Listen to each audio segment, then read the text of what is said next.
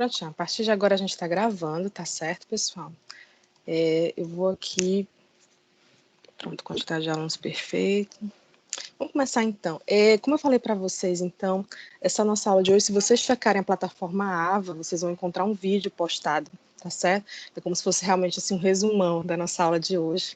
Então, para vocês darem, eu gostaria que vocês acessassem. Essa nossa aula vamos comentar um pouquinho, especialmente em termos de jurisprudência, tá certo? Os princípios constitucionais.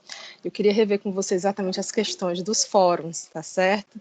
Tanto do fórum da aula 1 quanto do fórum da aula 2. E hoje vocês vão ter um fórum, tá certo? Então, você já tem lá um questionário postado na plataforma Ava e também aqui na plataforma Teams, tá certo? Então, só para mostrar aqui para o pessoal que entrou agora, tá certo, pessoal? Como é que funciona. Então, vocês têm acesso. Deixa eu compartilhar aqui a minha tela. Vocês estão vendo a minha tela aqui agora.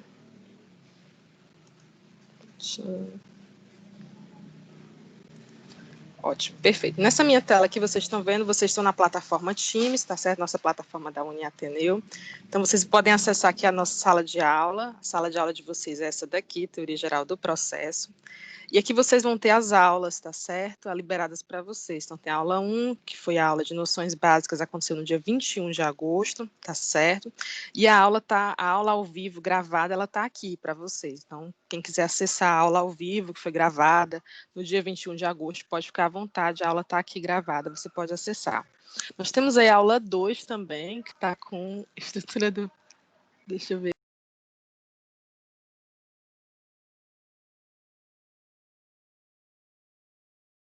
Desculpa, pessoal, que eu coloquei mudo para todo mundo, mas eu acabei me mutando também, que eu estou no celular. Deixa eu ver, o Rafael saiu. Deixa eu ver se eu consigo adicionar aqui o Rafael.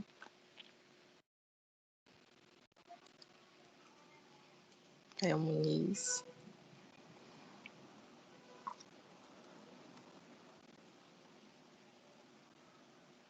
Pronto, Rafael Muniz. Deixa eu... Prontinho. Então, vocês estão vendo aqui a tela do Teams, tá certo? E aqui vocês têm acesso às aulas novamente.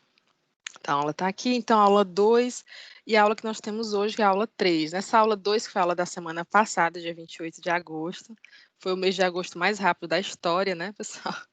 Vocês também têm acesso aqui a... Nossa, tem até que colocar a aula... sim, porque o problema é o seguinte, eu ia até explicar para vocês. Na aula passada, o arquivo ele não fica gravado. Então, eu baixei a nossa aula gravada e postei no YouTube. Então, eu compartilhei com vocês o link do YouTube, tá certo? Da nossa aula gravada de semana passada. Eu criei uma playlist, tá certo, pessoal? As nossas aulas vão ficar gravadas lá no YouTube. Eu vou ficar compartilhando com vocês os links. Vocês podem acessar a qualquer hora, sempre que vocês quiserem, através da plataforma, tá certo? A nossa aula de hoje é essa aula aqui, tá certo? Constituição e Processo. Eu postei para vocês já o material, tá bom, pessoal? Então, aqui vocês têm o fórum já da aula hoje. Lembrando, pessoal, que esses fóruns, eles valem pontos, tá certo? Então, eles eles já compõem uma parte da nota subjetiva de vocês. Então, você já tem que fazer aí o fórum. Não deixe tudo para a última semana de prova, porque geralmente na semana da NP1, vocês estão, assim, abarrotados de trabalhos. Então, vá fazendo os fóruns, tá certo? Devagarinho, a cada semana, porque quando chegar realmente na semana da prova, você não vai ter grandes dificuldades, já fez todos os fóruns, você já estudou, então você vai realmente só naquele processo de relembrar o material, de relembrar as questões, de relembrar as respostas, para que você possa fazer uma boa prova online, tá certo? Então, vão fazendo os fóruns direitinho, e esse fórum já está aberto para vocês, que é o fórum da nossa aula de hoje, tá bom? O fórum da aula de hoje, inclusive, ele já... Ops, deixa eu abrir aqui. Abriu aqui sem querer, pessoal. O fórum da aula de hoje, ele está aqui já com o texto da aula.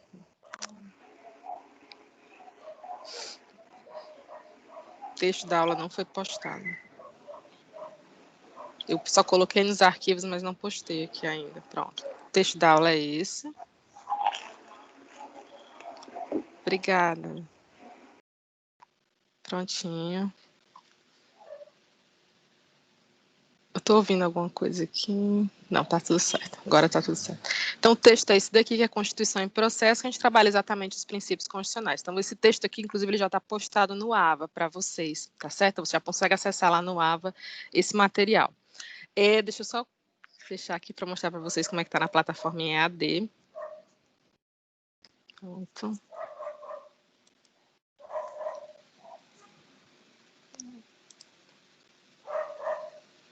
Pronto.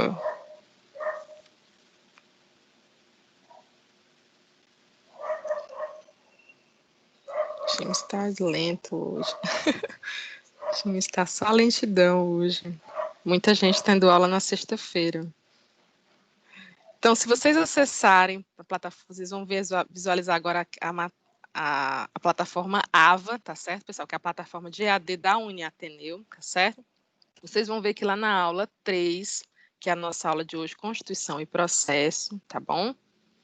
Vocês vão acessar aqui, vocês vão ver que tem esse vídeo para vocês, que é um vídeo pré-gravado, tá certo? Eu pré-gravei esse vídeo, já como se fosse um resumo dessa aula de hoje. Então, você vai acessar esse vídeo, você vai poder ver o conteúdo da nossa aula de hoje, basicamente, é um resumão aí para vocês.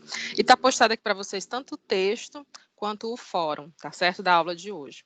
Então, essa nossa aula aqui realmente é mais para a gente condensar o conteúdo, eu trabalhar essas questões, a gente ver realmente como é que está indo a aprendizagem de vocês. Já fiz uma avaliação aí básica dos 2 fóruns passados, o nível de acesso. O fórum 1 foi muito mais acessado do que o fórum 2, e muito mais gente respondeu o fórum 1, e aí eu queria já tentar para vocês essa questão. Façam as questões, não deixem os fóruns lá para o final. Eu já vi isso acontecer, professora, mas são todas questões de marcar. Mas aí quando chega na última semana de aula, vai marcar de qualquer jeito, acaba tirando 2 em um fórum, e não vai ajudar realmente na sua nota, tá certo? Então vai fazendo devagarinho, a cada semana os fóruns, tá bom, pessoal? E a gente vai tirando as dúvidas aqui dentro de sala, tá bom? Isso é o mais importante. Eu percebi que os fóruns aconteceram alguns problemas. Então, por exemplo, às vezes o aluno ia acessar e ao final do fórum ele não recebia as respostas imediatamente. Professora, mas se o aluno fica sabendo da resposta, ele responde novamente, vai tentar e vai ali tentar tirar a pontuação máxima. O objetivo das questões não é exatamente testar você, é fazer com que vocês estudem e aprendam. O objetivo realmente de teste é o objetivo da prova online.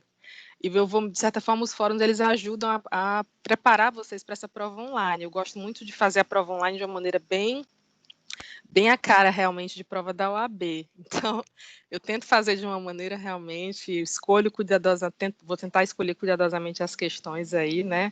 Se bem que a prova de vocês ela está feita, só vou fazer algumas modificações, porque eu não sei se vocês perceberam, tiveram algumas modificações agora. Mas a ideia é essa, então não deixe para a prova online, tá bom? Porque realmente às vezes o aluno vai tão animado para a prova online achando que vai tirar uma nota boa e muitas vezes a nota não é tão boa. Então vá fazendo os fóruns direitinho, vai estudando, vai se preparando para dar tudo certo e todos vocês aí tirarem 10 na prova online, tá certo? Da NP1. Então vamos lá, tá certo, pessoal? Então, se vocês quiserem acessar essa videoaula, já está lá postada no Aba para vocês, tá bom? Essa aula de hoje, então, vamos trabalhar aqui basicamente alguns conceitos constitucionais importantes, tá bom, pessoal? Para mim é muito bom falar sobre isso, porque eu estudo realmente o Supremo Tribunal Federal, estudo as decisões do Supremo Tribunal Federal, e a gente tem visto uma modificação muito grande em relação ao processo judicial. E é muito complicado,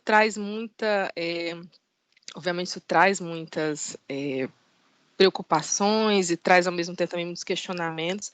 Eu diria que a gente está naquele momento o novo Código de Processo Civil, ele foi promulgado em 2015, mas nós estamos naquele processo de adaptação ao novo código.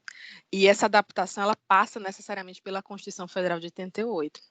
Porque o novo Código Civil ele só nasceu porque, enfim, não tinha mais como manter o Código de 73 com a Constituição Federal de 88. Era um código realmente que muitas vezes, por diversas vezes, ele batia de frente com os artigos, com os princípios, especialmente os princípios do artigo 5º da Constituição Federal de 88, tá bom?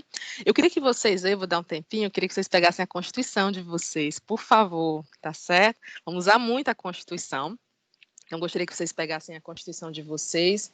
Então, fiquem à vontade, dá um tempinho aí. Professora, eu não estou com a minha Constituição aqui. Abre a Constituição no computador, tá certo? Então, você vai aqui no site do Planalto, Constituição Federal de 88, tá certo? Vai aparecer certamente, o primeiro link aqui é o link do Planalto.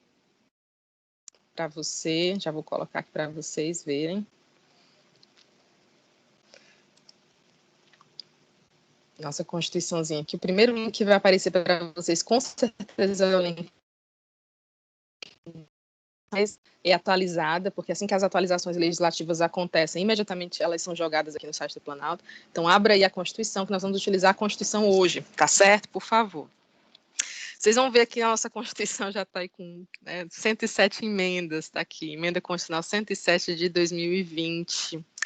É uma Constituição bem retalhada, não vou dizer retalhada, né, mas bem emendada já, bem emendadinha.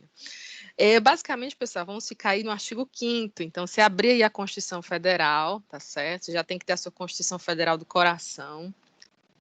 Se não tiver ela em papel, né, no seu Vadmecum, quer que seja, abra ela aí no computador, tá certo? E nós vamos utilizar aqui o artigo 5º especialmente, tá bom? Existem outros princípios ao longo do texto da Constituição, mas o artigo 5º, pessoal, eu acho que aquele artigo, todo brasileiro, todo cidadão brasileiro, não apenas o estudante de direito, mas todo cidadão brasileiro deveria conhecer e muito bem o artigo 5º da Constituição. Entender, internalizar, assim, realmente absorver o artigo 5º, fazer com que o artigo 5º faça parte da sua vida, ou seja, você printou, você sabe exatamente quais são os direitos fundamentais que estão ali positivados no artigo 5º. É um artigo muito importante. E esse artigo, ele tem uma história muito interessante, tá certo? A nossa Constituição, ela é muito questionada por ser uma Constituição prolixa, mas nós somos um país que, aos poucos, vai consolidando os seus direitos fundamentais. Então, quando o artigo 5º foi feito, quando ele foi pensado, a ideia era realmente que todo mundo saiba onde encontrar as garantias fundamentais, os direitos fundamentais dentro da Constituição. Então, vamos fazer um artigo. Qual é o artigo 5º? Quantos incisos esse artigo vai ter? Vamos ver. Ele, no final das contas, ficou com 78 incisos. Então, é um artigo bem longo, tá certo, pessoal? Eu me lembro até quando eu dava aula na disciplina para o pessoal, para os alunos do serviço social, eles veem esse artigo todo, né? Trabalham realmente com garantias fundamentais, obviamente, serviço social, e a gente tinha que estudar um pedaço por vez, cada um desses pedaços, mas tinha que estudar os 78 incisos, porque realmente é uma necessidade, é fundamental que todo mundo compreenda. E esse artigo 5º, então, pessoal, ele acabou trazendo algumas garantias processuais. Ele trouxe alguns princípios constitucionais processuais. Quando a Constituição foi promulgada em 88, 3 de outubro de 88, ela vai fazer agora, né, aniversário no dia 3 de outubro. Então, quando essa Constituição ela foi promulgada, o Código de Processo Civil que nós tínhamos era o Código de 1973. Promulgado na época realmente do governo dos militares. E esse Código de 1973, ele ainda estava sob a vigência, ele estava sob a vigência, é claro, daquelas emendas, especialmente de 1968 e da Constituição de 67, né, vamos dizer assim. Então, muitas vezes, as garantias processuais que a gente via na Constituição Federal de 88, promulgada, né, posteriormente, o Código de Processo Civil de 73 ele não acompanhava.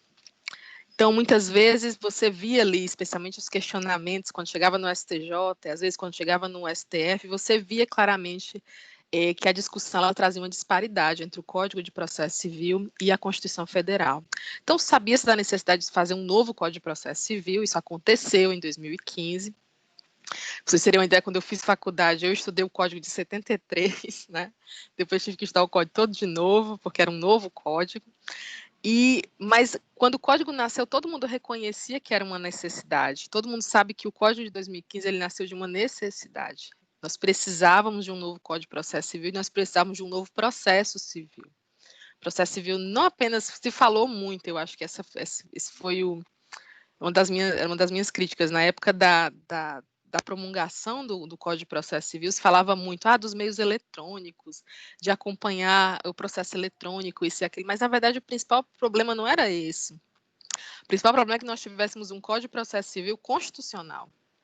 Um Código de Processo Civil que decorresse da Constituição, que acompanhasse os princípios constitucionais, que realmente absorvesse aquilo que a Constituição Federal de 88 trouxe para o Brasil, para o processo brasileiro, que foram exatamente os alicerces realmente dessas garantias fundamentais.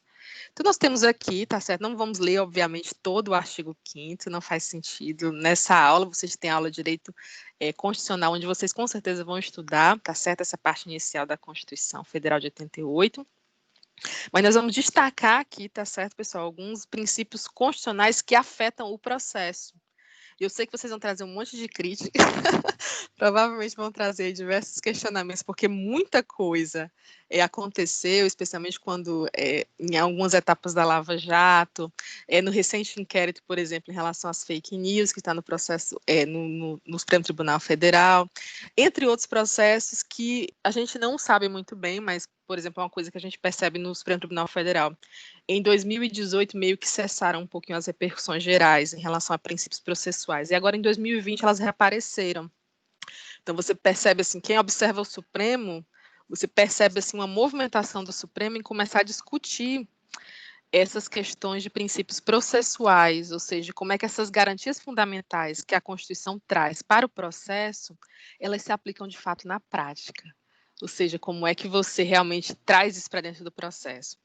Então, você tem doutrinadores que vão dizer a aplicação realmente ilimitada, outras pessoas, dentro do próprio Supremo, a gente vai ter uma apresentação, ou melhor, uma aplicação restrita, ou melhor, restringida, não vou dizer restrita, tá certo, pessoal?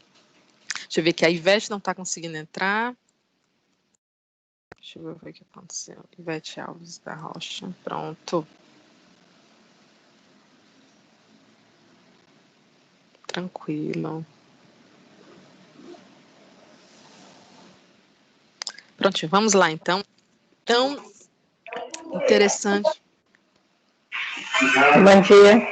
Bom dia, bom dia. Então, interessante realmente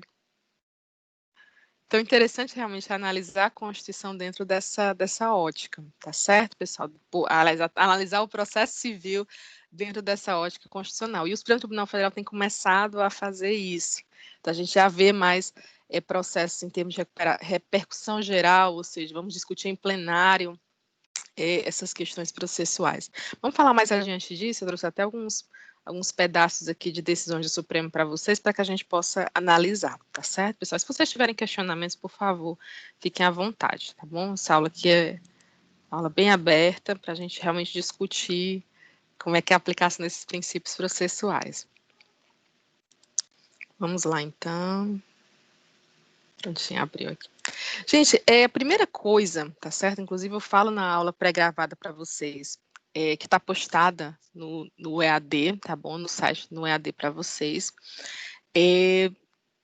A coisa mais importante que a gente tem que entender nesse espectro da Constituição, do processo constitucional, de você falar de processo civil constitucional, eu acho que até não cabe mais você falar simplesmente de processo civil. Todo processo civil é necessariamente um processo civil constitucional, porque as garantias constitucionais devem estar presentes o tempo todo.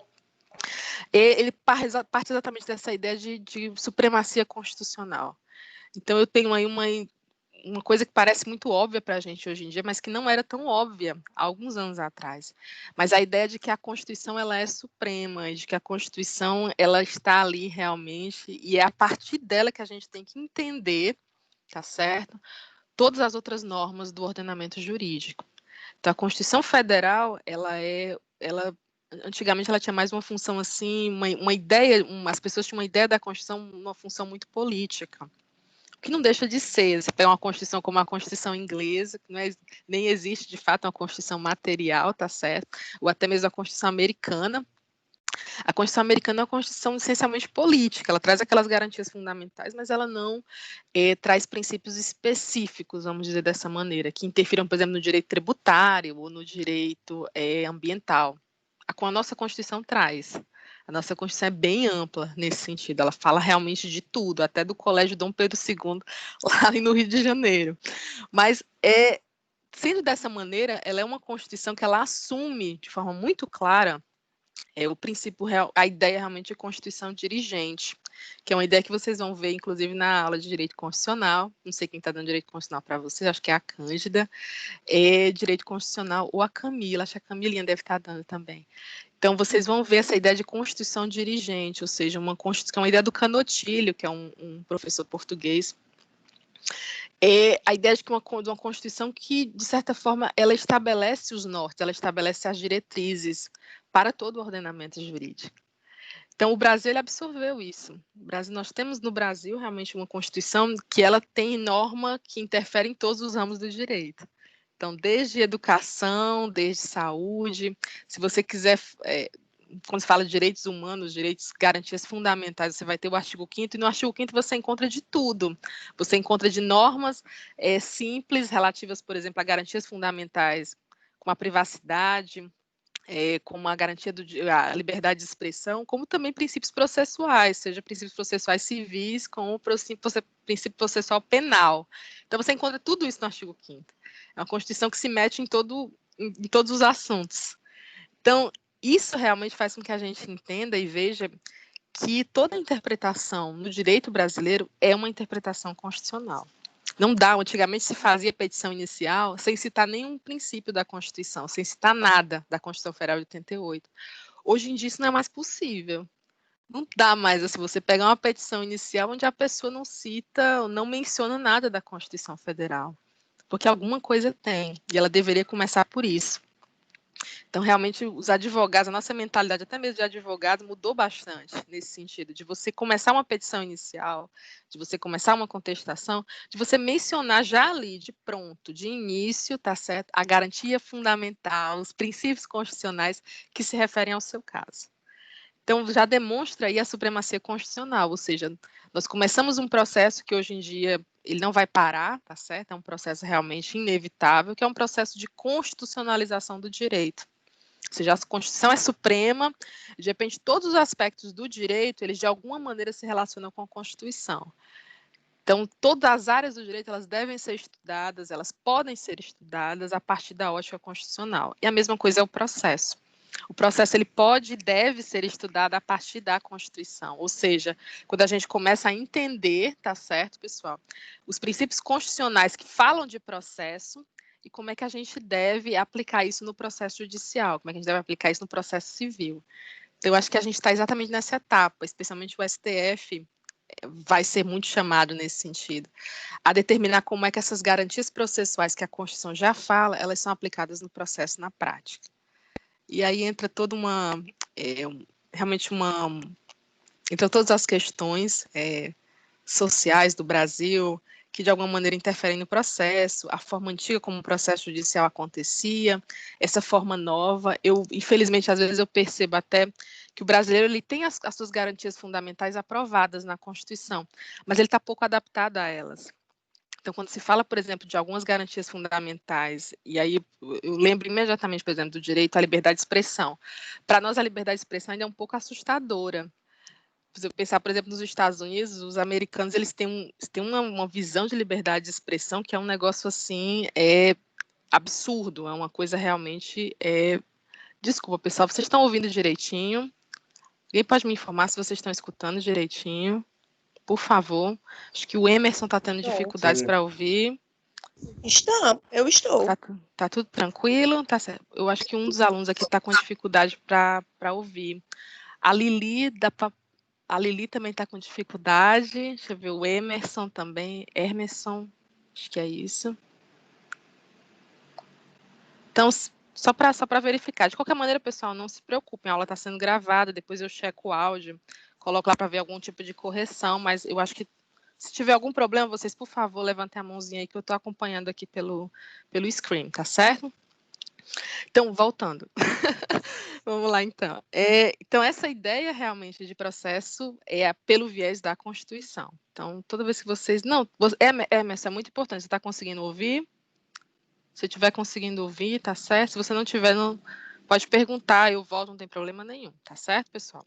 O importante é que vocês entendam, que vocês interajam, tá bom? Fico muito feliz quando vocês interagem. Então, isso, pessoal, faz com que a forma como a gente dê, por exemplo, processo civil hoje, tá certo, pessoal? Ela tem muito a ver com a Constituição. Eu estava falando da liberdade de expressão, desculpa, eu interrompi. Então, nos Estados Unidos era uma coisa que eu ficava muito impressionada. As pessoas têm uma necessidade de debate muito grande, uma necessidade assim de você abrir, de você falar do que você pensa e de você realmente não se importar. com o que vai acontecer, porque a liberdade de expressão é realmente ela faz parte realmente ali da Constituição, das emendas constitucionais americanas, e ela é muito importante. Então, para o americano, assim, você pode tirar tudo dele, mas não tire o direito dele de falar, porque senão eles começam uma guerra, né? Literalmente, assim. Então, para eles, isso é uma coisa, assim, muito natural, mas no Brasil, a ideia de liberdade de expressão, ela é uma ideia ainda um pouco desnaturada. Ou seja, no sentido de que você precisa naturalizar, tornar isso uma coisa normal para o brasileiro. Porque o brasileiro, não sei se... E aí eu não tendo a concordar com o Gilberto Freire naquela obra, né, Casa Grande Senzala, ele fala também, ele tem outros artigos também a respeito do povo brasileiro, essa ideia realmente do homem cordial, essa ideia do brasileiro que gosta um pouco assim, de colocar panos quentes na situação, de você não gostar de conversar, discutir determinados assuntos. Então, a bendita frase brasileira, né? Religião, futebol e política, a gente não discute. E não discute porque você quer evitar realmente qualquer tipo de discussão. Então, você acaba assim, cada um fica ali com a sua ideia, mas ninguém fala abertamente o que pensa e não se discute abertamente o que pensa. Eu acho que isso tende a mudar, obviamente, né? Pelo próprio princípio constitucional, pela própria, não sei se a Constituição interfere bastante nisso, no povo brasileiro, mas a tendência é essa, tá certo? E eu acho que é exatamente esse momento, né? Do brasileiro começar a se acostumar com essas garantias fundamentais e tomá-las para si, colocá-las em prática, de fato, do que pode ser falado, do que não pode ser falado. E quando você fala, você assume a responsabilidade sobre o que você fala, tá certo? Vamos lá então, pessoal, tá certo? Eu separei para vocês então aqui os princípios constitucionais e eu pedi para vocês pegarem a Constituição Federal de 88, tá certo? Se vocês não estiverem com ela em mãos, tá? Gosto muito de usar aquelas canetinhas luminol, que aí elas ajudam a marcar, né, e tudo mais. Mas vocês podem marcar aí para vocês ou anotar aí no site com a Constituição aberta no site do Planalto, mas é importante que a gente acompanhe, tá bom, pessoal? Primeiro de todos, o primeiro artigo de todos é realmente o artigo 5º. Quando você abre realmente o artigo 5º, ele já inaugura para você ali todo o fundamento, vamos dizer assim, do processo civil, do processo brasileiro, que necessariamente tem que ser um processo constitucional. Então, a ideia, o início já diz o seguinte: todos são iguais perante a lei, né? Todo mundo é igual perante a lei, sem distinção de qualquer natureza, garantindo-se aos brasileiros e aos estrangeiros residentes no país a inviolabilidade do direito à vida, à liberdade, à segurança e à propriedade. Então, esse artigo, pessoal, ele traz necessariamente o princípio da isonomia, você pode até anotar na sua Constituição, princípio da isonomia, artigo 5º caput, é o artigo 5º cabeça, tá certo? Diz que todo mundo é igual perante a lei, sem nenhuma distinção, seja, no caso, e aí sem distinção de qualquer natureza, garantindo-se quais direitos? Eu acho isso muito interessante, da Constituição sentir a necessidade de, no artigo 5º, determinar alguns direitos que seriam invioláveis, como, por exemplo, o direito à vida, o direito à liberdade, o direito à segurança, o direito à propriedade. Alguns constitucionalistas dizem, né, eles colocam aí nesses 4 pilares, vamos dizer assim, a vida, liberdade, segurança e propriedade, realmente os pilares, os direitos, assim, que seriam considerados pilastras dentro da sociedade brasileira. Então, a ideia de você falar inviolabilidade do direito à vida, inviolabilidade do direito à liberdade, inviolabilidade do direito à segurança e à propriedade. Então, você garante a partir daí todos os aspectos da vida civil de uma pessoa. Então, por que adianta você ter direito, por exemplo, à saúde, à educação, se você não tem direito à vida? Ou direito à liberdade, né? Da mesma maneira, se você não pode realmente estabelecer negócios, negociar, auferir bens, conseguir bens, como, por exemplo, o direito à propriedade. E de que adiantam todos esses direitos se você não tem garantida a sua segurança? Então, você tem basicamente aí 4 direitos que, de alguma maneira, se relacionam entre si, tá certo? E se relacionando, eles estabelecem ali a base da vida civil de uma pessoa, da vida civil de todo brasileiro, de todo cidadão brasileiro, tá certo, pessoal? Na falta de um desses direitos, você vai ter realmente alguma ofensa a alguma garantia fundamental. Então, é a liberdade de uma pessoa que está sendo ofendida? Sim. Então, estamos ofendendo aí, com certeza, uma garantia fundamental que está no artigo 5º. É a propriedade de uma pessoa que está sendo ofendida? É a segurança de uma pessoa que está sendo ofendida? É a vida de uma pessoa que está sendo ofendida? Nós temos com certeza algum princípio dentro do artigo 5º que está sendo violado, tá bom? Então, isso aqui é o princípio da isonomia, ele já indica tudo, já de início, tá certo? Eu tinha até separado algumas jurisprudências aí do STF a respeito do princípio da isonomia, e foi bastante discutido esse princípio da isonomia, especialmente na década de 90, quando a Constituição tinha acabado de ser promulgada. Então, o nosso Código Civil anterior, ele tinha problemas também em relação a isso. Não sei se eu mencionei para vocês, por exemplo, algumas questões do Código Civil de 2002, nosso Código Civil de 1916, o código anterior. Ele, por exemplo, dizia que a mulher e o homem, eles atingiam a maioridade em idades diferentes. Então, o homem atingia aos 18, a mulher atingia aos 21. Quando a Constituição veio em 88, obviamente esse artigo ficou prejudicado, não havia sentido esse artigo do Código Civil. Então, as ações começaram vamos dizer assim, a se suceder no Supremo a respeito da constitucionalidade de alguns artigos do Código Civil. Da mesma maneira, a constitucionalidade de alguns artigos do Código de Processo Civil. E aí nós tivemos já, nas 2 primeiras décadas desse século, os 2 novos códigos, né? Novo Código Civil, em 2002, e o novo Código de Processo Civil, em 2015. Tá bom? Gente, próximo princípio, que é um princípio muito importante, tá certo? Acho que a gente podia fazer uma aula só sobre esse princípio, que é o princípio do devido processo legal. É o due process of law, tá certo? É um princípio aí que a gente meio que extrai do direito americano, tá certo, pessoal? Do direito da common law como um todo, porque na Inglaterra isso também existe. De que a ideia de que ninguém será privado dos seus bens, será privado da liberdade ou dos seus bens sem o devido processo legal. Ou seja, você não pode ter a sua liberdade atingida, tá bom, pessoal? E da mesma maneira os seus bens, lembrando novamente, vejam as 2 pilastras faladas no caput do artigo 5º, ou seja, o direito à vida, à liberdade, à segurança e à propriedade. Você vê 2 delas sendo atingidas. Ou seja, nem a sua liberdade, nem os seus bens podem ser atingidos sem um devido processo legal. Professora, quer dizer que a sua vida pode? Não, obviamente não, né, pessoal? A vida é um direito fundamental supremo, né? Sei que vocês devem ter até questionamentos em relação a isso, mas a vida no caso, não faria sentido nenhum o direito. Essa é uma grande questão. O direito não faz sentido nenhum se você não garantir a vida das pessoas. Então, se não garantir a vida das pessoas, o direito, tudo que a gente produz de jurídico, de direito, não faz o menor sentido. Porque vai existir para quem? O direito faz sentido para as sociedades humanas, para a sociedade de pessoas. Então, se você realmente garante a vida das pessoas, o direito faz sentido dentro dessa sociedade. Gente, essa ideia do devido processo legal é uma ideia, tá certa? É bastante antiga, não é bem... O direito americano, ele meio que vamos dizer assim, ele condensou essa ideia e tomou para si. A ideia de que você tem o devido processo legal, você tem direito ao devido processo legal. E vejam que interessante, o processo judicial é um direito seu. Às vezes as pessoas ficam um pouco assustadas com o processo. Vocês vão pegar casos assim, quando vocês forem advogados, de pegarem clientes que vão ficar extremamente assustados com o processo judicial. Então, é muito desgastante. Então, você fala com o cliente 7 horas da noite de um dia, quando é no outro dia de manhã, 6 horas da manhã, ele te manda mensagem: doutor, aconteceu alguma coisa? Não, porque durante a noite o juiz dorme, então provavelmente não aconteceu nada. Mas você percebe que para a pessoa é muito desgastante o processo. Então, as pessoas têm essa ideia porque elas veem o processo como se fosse algo contra elas, então é algo contra si. Quando, na verdade, o processo ele é um direito seu. Você tem o direito ao processo. Você tem o direito de, em procedimentos determinados, você provar aquilo que você está dizendo, você provar sua inocência, você provar que aquele contrato é válido, você provar que você tem direito a alguma coisa.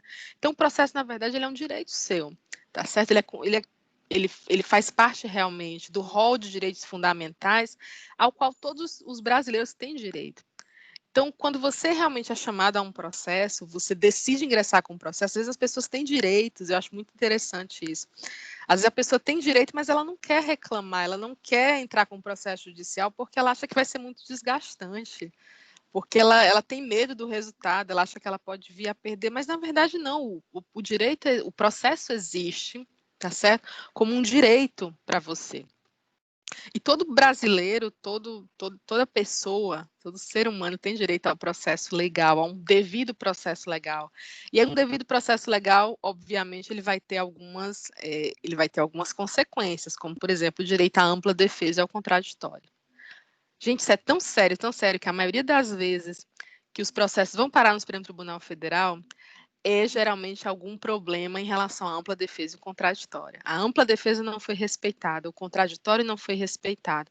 E aí você leva o processo para o Supremo. Você vai amarrar ali um nó no processo, entra ali com um agravozinho, amarra um nó no processo. Quando chegar realmente no STJ, você já sabe como levar o processo para o Supremo Tribunal Federal. Porque houve realmente algum tipo de, você considera, você apontou, você visualizou que houve alguma ofensa a um princípio constitucional processual. Então, às vezes, não é nem por causa da matéria de fato do processo. Você está discutindo aí realmente, como já aconteceu no Supremo Tribunal Federal, você está discutindo uma briga por galinhas, assim, uma pessoa que roubou umas galinhas e o processo foi parar no Supremo. Por que foi parar no Supremo? Porque o princípio do contraditório e da ampla defesa foi desrespeitado. Por isso foi parar no Supremo. Então, isso é bastante controverso, é bem interessante, mas é para vocês verem realmente a importância de você garantir o devido processo legal.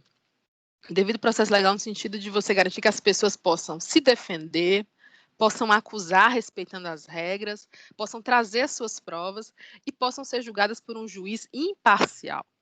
Ou seja, você pode ser julgada por um juiz realmente que não pende nem para um lado nem para o outro, que vai analisar as provas realmente com neutralidade, com imparcialidade, pelo menos vai tentar, e vai dar uma sentença que seja a sentença mais próxima da justiça, mais próxima da realidade. Eu não gosto nem de falar justiça, né, porque a gente vê situações tão adversas, mas justiça para o caso concreto, ou seja, justiça para aquele caso concreto, tá bom? Próximo princípio, pessoal, travou aqui um pouquinho.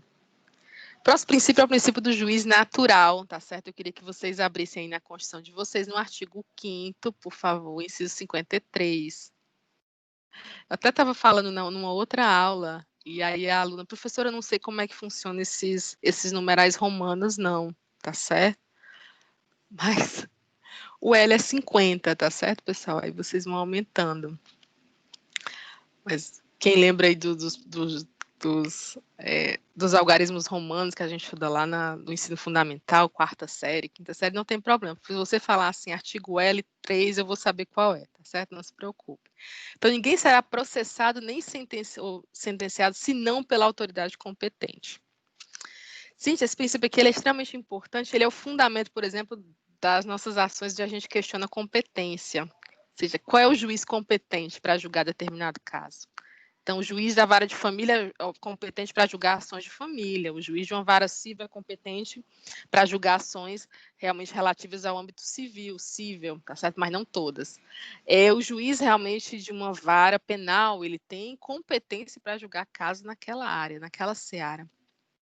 Mas a ideia realmente de você ser julgado por uma autoridade competente decorre também do princípio do devido processo legal. Ou seja, o quê? Você tem direito ao processo, mas quem é que vai orientar esse processo? É qualquer pessoa? Não. É necessário um juiz competente. É necessário um juiz que possa atuar naquela jurisdição.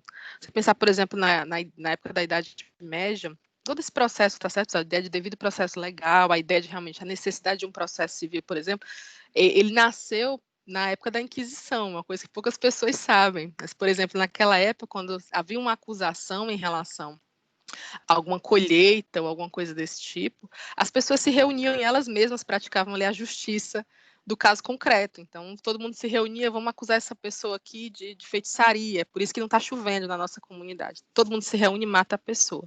Então, quando surgiu a Inquisição, certo, pessoal? A Inquisição surge, e aí surge a ideia de processo.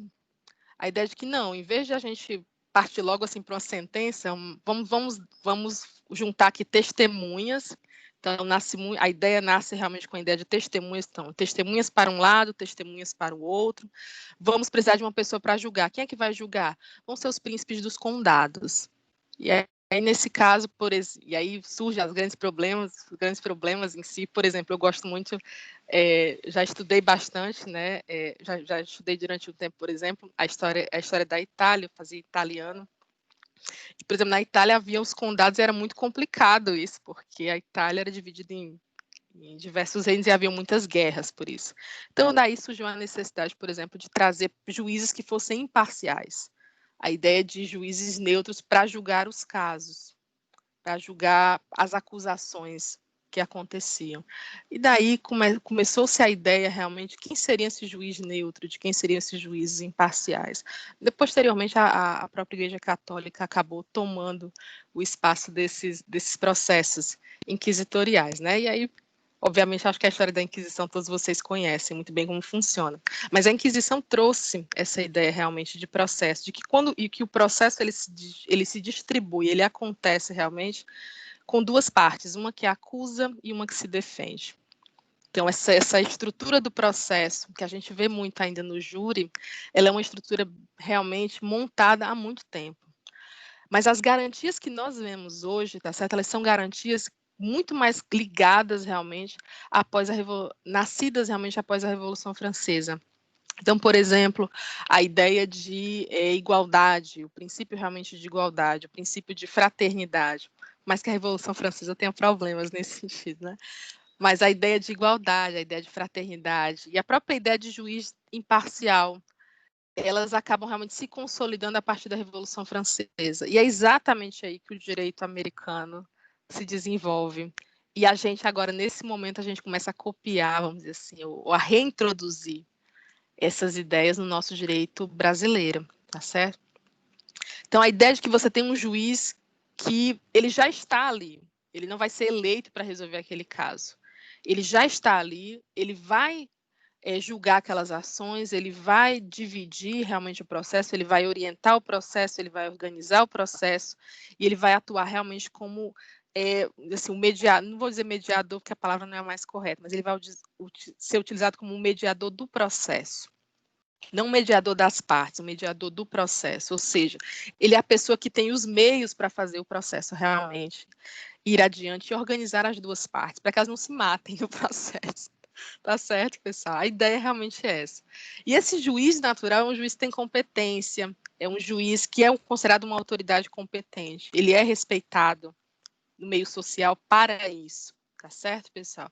E é ele que vai processar e vai sentenciar nesse caso. E essa sentença, por ter sido emitida por uma autoridade competente, essa sentença deverá ser respeitada. Tá certo? E a gente entra no princípio do contraditório e da ampla defesa, que eu falei para vocês. Esses dois princípios, eles fazem muitas ações simples chegarem ao Supremo Tribunal Federal. Então, se o contraditório e a ampla defesa, de alguma maneira, foi violado, não foi dado àquelas pessoas o direito ao contraditório e à ampla defesa, provavelmente, se o advogado tiver perícia, né, o advogado vai saber como levar aquilo até o STJ, até o Supremo Tribunal Federal. E a gente sabe muito bem que quando chega no Supremo Tribunal Federal, pelo volume de ações, esse processo pode ficar lá de forma por muito tempo, no mínimo, né, pessoal? Imaginei uns 10 anos, 15 anos. A semana passada, inclusive, os juízes os ministros do Supremo estavam julgando uma ação e a ação tinha sido, a pessoa tinha ingressado com a ação em 1996, né, para vocês terem uma ideia. Alguns ministros nem estavam no Supremo ainda, né, claro. Mas é uma ação extremamente antiga, né? Se você pensar bem, em 96, a gente está falando aí de uma ação que já tem mais de 20 anos. Então, você imagina aí 20 anos essa população aguardando para ver se vai receber.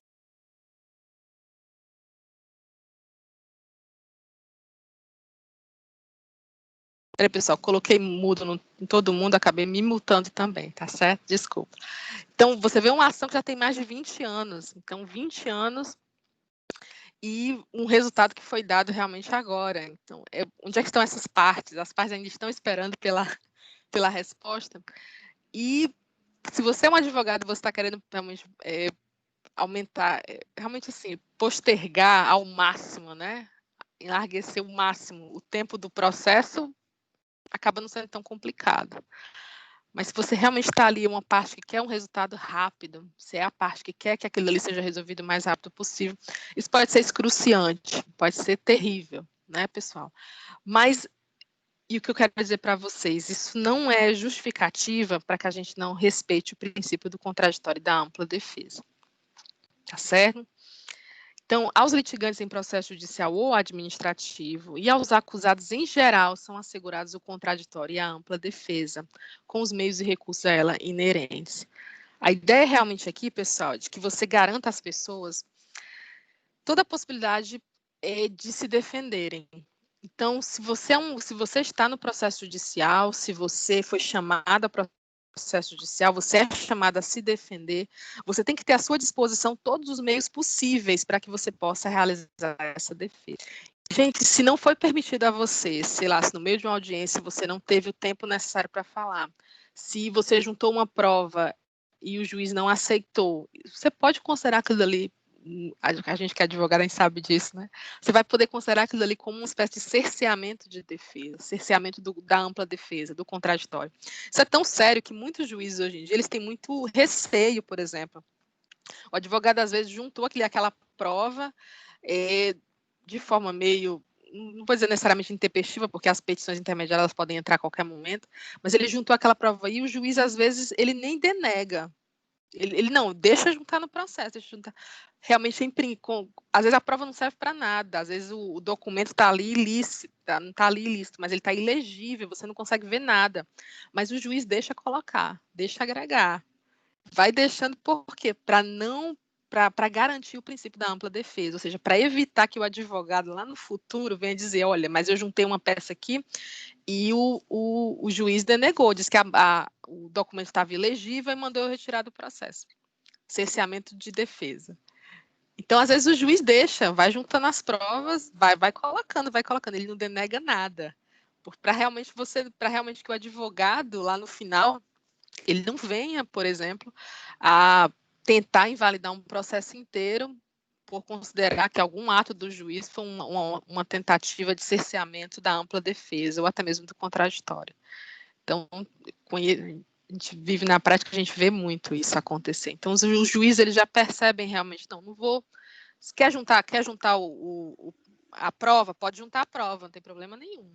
Às vezes está totalmente ilegível, ninguém consegue ver nada, mas vai juntando. Ele não denega, ele permite, tá certo? Para evitar exatamente esses nós no processo, que lá no final pode até mesmo invalidar um processo inteiro. Princípio da motivação das decisões, tá certo, pessoal? Artigo 93. Aqui não está no artigo 5º, mas vocês podem ir lá, por favor, para o artigo 93, inciso 9 da Constituição Federal de 88, que diz o seguinte: todos os julgamentos dos órgãos do Poder Judiciário serão públicos. Regra geral, pessoal, as decisões do Poder Judiciário são públicas, ou seja, você pode ir lá no ESAGE, você pode ir no site do Tribunal de Justiça, tá certo? Você pode ir no site do Supremo Tribunal Federal, o julgamento ele é público. E todas as decisões são fundamentadas, sob pena de nulidade, podendo-se da lei limitar a presença em determinados atos às próprias partes e aos seus advogados. Gente, que a gente tem duas partes, né, obviamente. Então, em regra, os processos são públicos, as decisões são públicas, as próprias audiências são públicas. Se você, agora não dá, né, infelizmente, mas em tempos normais, assim, de normalidade, você podia ir ao Fórum Cos Bevilacqua e assistir uma audiência, tá certo? Nesses tempos de pandemia, por exemplo, esse princípio fica um pouquinho prejudicado. Você não pode, por exemplo, assistir às audiências que estão acontecendo, mas elas estão acontecendo.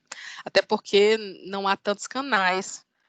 O Supremo Tribunal Federal, por exemplo, ele faz está fazendo as suas sessões de forma pública. Você pode acessar realmente pelo site do Supremo Tribunal Federal. Então, você consegue ver quando os ministros estão reunidos em suas casas e eles estão decidindo os casos. Então, você pode assistir às sessões pela internet. Já podia assistir anteriormente pela TV Justiça, tá certo? Pela TV Justiça você conseguia assistir. Hoje em dia, como os ministros estão em suas casas, você consegue assistir pelo computador, tá certo? Pelas videoconferências que eles fazem. Mas a ideia, em regra, né? Em tempos normais, os julgamentos são todos públicos, tá bom? Provavelmente nesse novo normal que nós vamos ter aí, nós vamos ter uma diminuição, ou melhor, uma proibição, tá certo? Uma vedação de que as audiências sejam completamente abertas para que se evite aglomerações, tá certo? Eu já participei, por exemplo, de audiência civil, que de repente tinha 30 pessoas numa sala, né? Hoje em dia isso não é mais pensável, não dá mais para pensar numa coisa como essa. Ou até mesmo audiência de direito de família, que está ali a família de uma parte, a família da outra, todo mundo dentro da sala, atormentando ali o juiz, né? Para ver o que vai acontecer. Hoje em dia isso não é mais possível. Tá bom? Apesar das audiências, apesar dos julgamentos, das decisões, da audiência serem públicas. O que a Constituição permite, vocês podem ver aqui adiante, é o seguinte, de que é possível a lei limitar a presença em determinados atos, as próprias partes e aos seus advogados, ou somente a esse. No caso de preservação do direito à intimidade do interessado, no sigilo não prejudica o interesse público à informação. Eu acho muito interessante porque a previsão constitucional era de você limitar a participação nessas audiências, nesses atos públicos do processo, simplesmente às partes e aos advogados, no caso de preservação da intimidade do interessado. Ou seja, não se fala, por exemplo, em questões de pandemia. A Constituição não fala disso, né? Acho que a Constituição nem os nossos legisladores naquela época não poderiam nem imaginar uma coisa como essa. Mas, por exemplo, numa situação de preservação do sigilo, que para muitos casos não é o que acontece hoje. Então, a gente precisa aí de uma lei suplementar que regule essas questões sobre como é que essas audiências acontecem, como é que elas devem acontecer, se elas podem ser teletransmitidas, para que seja preservado o princípio realmente da publicidade, tá certo, pessoal? Então, são outras questões constitucionais que, com toda certeza, vão chegar até o Supremo Tribunal Federal, não tenho a menor dúvida disso. Mas, em regra, todas as decisões judiciais elas precisam ser motivadas. Gente, quando um juiz, é uma coisa que vocês vão ver isso com toda certeza em processo civil 1, tá bom? Mas que é muito importante. Quando você faz uma petição inicial, você é advogado, os seus pedidos, tudo aquilo que você pede, tem que ser analisado pelo juiz na decisão dele. O juiz, você fez 4 pedidos, o juiz tem que dividir a sentença dele em pelo menos 4 partes. Ele vai ter que analisar cada um dos pedidos. Mesmo que ele denegue, mesmo que ele negue aquilo que você está pedindo, mas ele é obrigado a analisar cada um dos seus pedidos. Se ele não fizer isso, o princípio da motivação das decisões não foi respeitado. E aí, é dessa maneira que você leva um processo simples para o Supremo, porque o princípio da motivação das decisões é uma questão realmente constitucional. Então, o juiz ele precisa analisar tudo. Os pedidos que você faz na petição inicial, eles são necessariamente vinculativos da sentença. Ou seja, se o juiz ignora um dos seus pedidos, você entra com ação, obviamente, de embargo, você vai tentar fazer com que ele explique aquilo dali e tudo mais, né? Mas se ele não explicar, se ficar por isso mesmo, realmente você vai levando o processo, pode ser até que você consiga levar o processo para o Supremo, porque esse princípio da motivação das decisões não foi respeitado. Então, o juiz ele precisa dar uma decisão, negar ou conceder, mas ele precisa explicar por que ele está fazendo aquilo. Se ele não explica, tá certo, pessoal? Pode haver aí nulidade desse processo. Como já aconteceu, infelizmente, nós temos aí muitos casos, especialmente aqui no Tribunal de Justiça do Estado do Ceará. Em alguns casos, até mesmo do processo, depois de 13, 15 anos, o processo via ser anulado por causa do princípio da motivação das decisões, né? Imagine uma coisa como essa, você ficar 15 anos esperando o resultado de um processo e o processo via ser anulado. Princípio do duplo grau de jurisdição, tá certo, pessoal? Aos litigantes, artigo 5º, inciso 55, tá certo? O L5 aí. Artigo 55. Aos litigantes em processo judicial administrativo e aos acusados em geral são assegurados o contraditório e a ampla defesa, com os meios e recursos a ela inerentes, tá certo, pessoal? Então, o princípio do duplo grau da jurisdição defende exatamente que você seja julgado, mas não apenas por uma pessoa. Você tem o direito realmente de recorrer, você tem o direito de apelar, você tem o direito de pedir para uma autoridade superior que possa revisar o seu caso. Então, faz parte, decorre exatamente do princípio do devido processo legal. Ou seja, eu tive ali, eu apresentei as minhas provas, mas o juiz decidiu dessa maneira. Eu acho que o juiz está errado, eu tenho o direito de reclamar. Você tem direito que o seu caso seja revisto por pelo menos, no mínimo, 2 pessoas. Esse é o princípio do duplo grau de jurisdição, ou seja, você tenha pelo menos 2 julgamentos no seu processo. E aí, tendo dois, a gente tem realmente duas visões, duas óticas. E isso garante realmente a... Pode perguntar, desculpa. Esse princípio duplo do grau de jurisdição, ele vai se encaixar também na contradição da ampla defesa? Porque com toda certeza. A ideia é realmente essa, porque é o seguinte, é a mesma coisa, exatamente porque os dois falam da mesma ideia, tá certo? A ideia é realmente que você tenha direito, realmente de expor melhor o que você está dizendo. Então, se você, por exemplo, é condenado em um processo, mas você diz, mas naquela época eu não tinha acesso a isso, o juiz não prestou atenção nisso.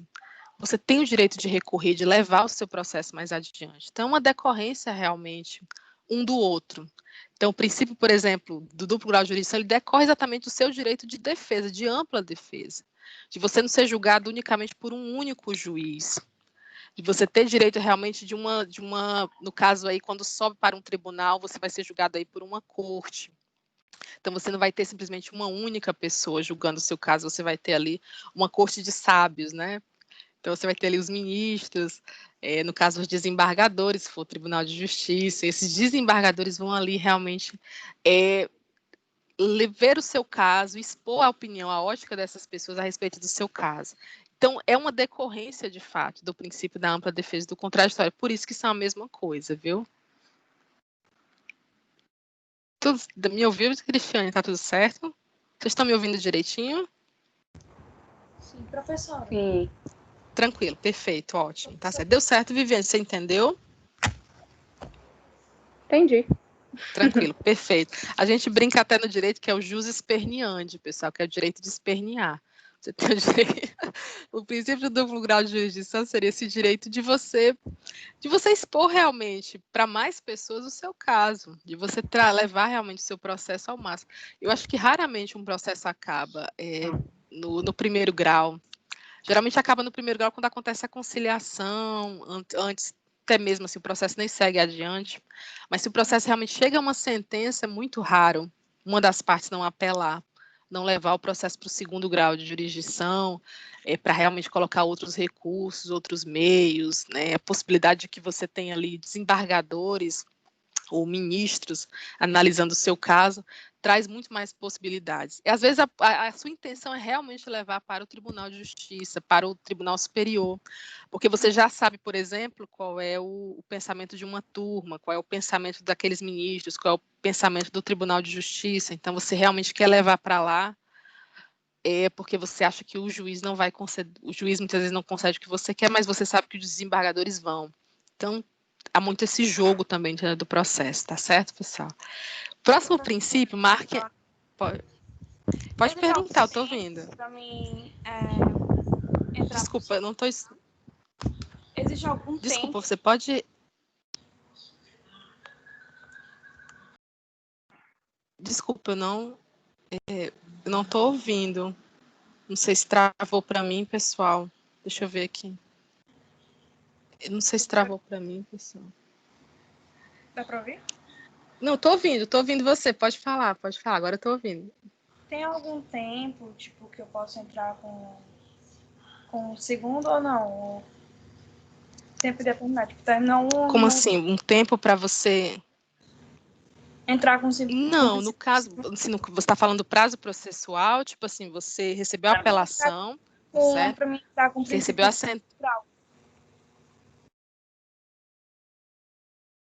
Eu vou deixar você falar, que eu acho que eu te atrapalhei. Pode falar, desculpa. Cortou e eu não te ouvi. Se tem algum tempo determinado assim que eu posso entrar com o princípio do duplo grau de jurisdição, ou não? Tipo assim, você teve o processo, tá certo? O processo chegou ao final, teve uma sentença, e aí você quer saber quanto tempo até você ingressar com uma ação de apelação, um recurso, seria isso?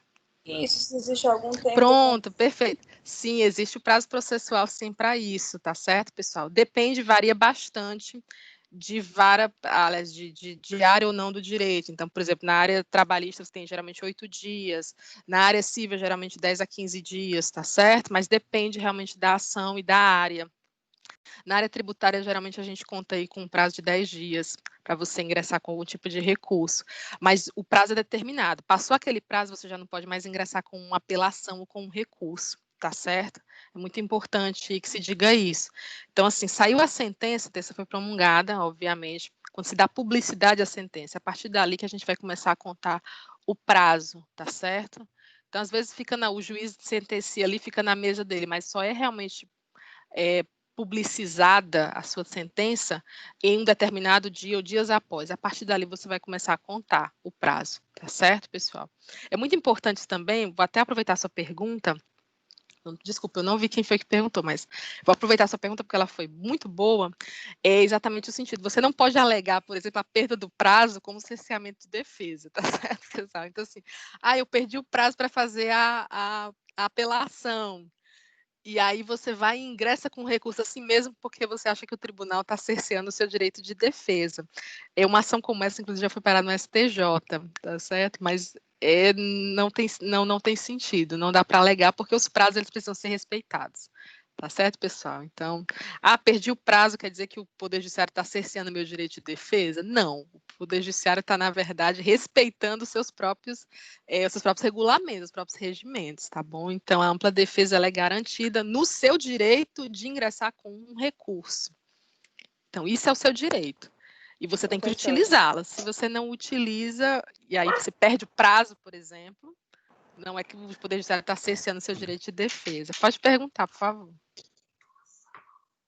Tem algum artigo que indica quanto tempo tem cada Tem ação? sim, tem sim, com certeza. No Código de Processo Civil você vai encontrar em relação às ações cíveis, tá certo?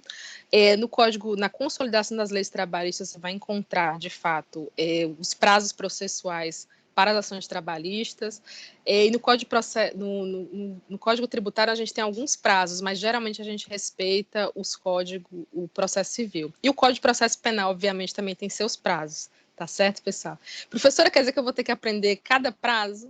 Não é uma coisa tão complicada. Às vezes são muito parecidos. Então, se você trabalha mais na área penal, por exemplo, você vai saber os prazos de cor. Por exemplo, eu não me lembro quais são os prazos de penal, não é uma área com a qual eu trabalho. Então, mas os prazos dele, se você trabalha com a área, você vai necessariamente aprender, decorar, saber exatamente qual é o tempo que você tem para fazer a apelação e tudo mais, tá bom? Alguém levantou a mão, pessoal, acho que foi... Desculpa, alguém levantou a mão, Antônia? Pode perguntar. Professora, eu fiz lá no chat, é tipo assim, tem a pessoa, até quantas vezes a pessoa pode ficar recorrendo para outra pessoa analisar a sentença dela? Ou ela pode passar a vida toda? Não, a vida toda também, pelo amor de Deus, não, porque o processo tem que ter um fim. Gente, isso é muito importante. Boa pergunta. O processo ele tem que ter um fim, tá certo? Não é possível. Não, o duplo grau de jurisdição diz o seguinte: você tem direito a 2 vezes, tá certo? E, gente, existem regras aí, vocês vão ver, para processo constitucional, processo civil também, 4. Quando vocês, para subir realmente para outras instâncias, para você subir, por exemplo, para o Superior Tribunal de Justiça, o STJ, ou para subir para o Superior Tribunal Federal, você tem que respeitar algumas regras. Então, por exemplo, se ele tiver realmente uma violação de uma lei federal, aí, em regra, você vai subir para o STJ.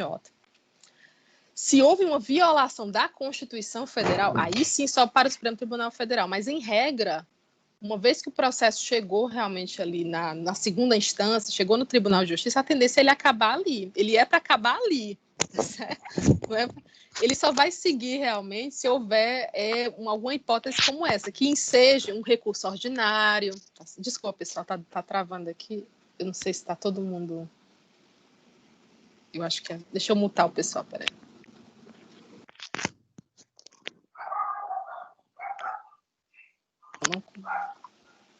Deixa eu ver aqui. Estou escutando uns cachorros. Eu adoro cachorro, eu fico querendo ouvir os cachorros.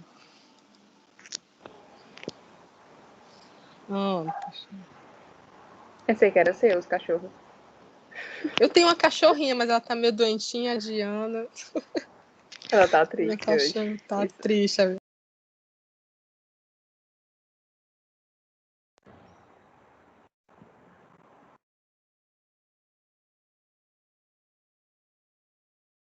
Professora, seu microfone tá mudo. Pronto, é que eu botei mudo para todo mundo e eu acabei me mutando também, tá certo, pessoal? Peço desculpas. Obrigada, querida, obrigada. A minha cachorra tá tristinha hoje. Deixa eu só responder aqui, pessoal, por favor. Tô cheio de dinheiro, viu? A avó ia querer para coisa do aluguel. Pessoal, tem alguém com...